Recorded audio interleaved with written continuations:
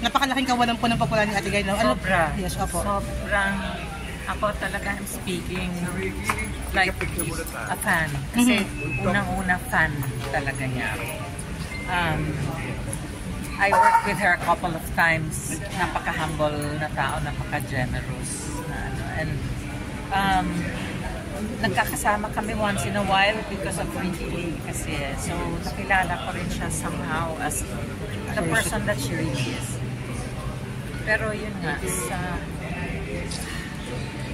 super, well, I'm grateful that she spent this whole lifetime in a world where, and at the time that I was also in it. Kasi parang napaka-swerte ko, napaka-blessed ko that I was able to be, that I'm here in this lifetime at na-witness ko yung the greatness of Nora Aunor.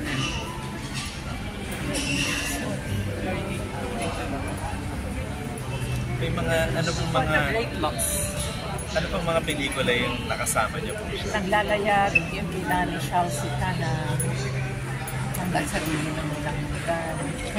A couple of people, Mario de los Reyes na yun, naglalayag yun eh. Pero nagkasama din kami when she guested with us sa Paricoy. Okay, okay. And she was always so nice and humble. I remember the first time I met her, sabi niya nga sa akin, alam mo, nung una tayong magkakilala nung nag-guest ka sa show, sa Superstar, pinakilala daw niya, sabi niya, sana naman huwag niya akong Englishin. Sabi niya. Okay. Hindi niyo pa in English. Hindi, kasi bago pa rin ako noon. I'm from Cebu, I'm Cebuana. So, nung nag-umpisa ako, hindi rin ako masyadong marunong Tagalog. So, Englishero talaga kayo? Siyempre, alam naman niya na sa mga interviews ko kasi kay Inday Badiday, nag-i-English ako. Kasi hindi ko naman alam. Hindi ako marunong masyadong Tagalog. Talaga iniisip ko habang lumalapit na sa manong niya ako. Nakakatawa siya. At Miss Chanda, alam mo kung gaano kalapit si Ate Guy sa mga fans?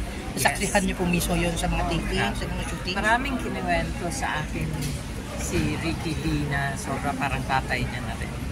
Na hindi ka maniniwala talaga. At one point, I think may shooting siya. And then, gusto siyang nakita ng mga fans, pero gusto parang kailangan na rin niya magpahinga. Nakahiga lang daw siya sa sala sa location, tapos umiikot lang yung mga para tignan siya. Parang puunan.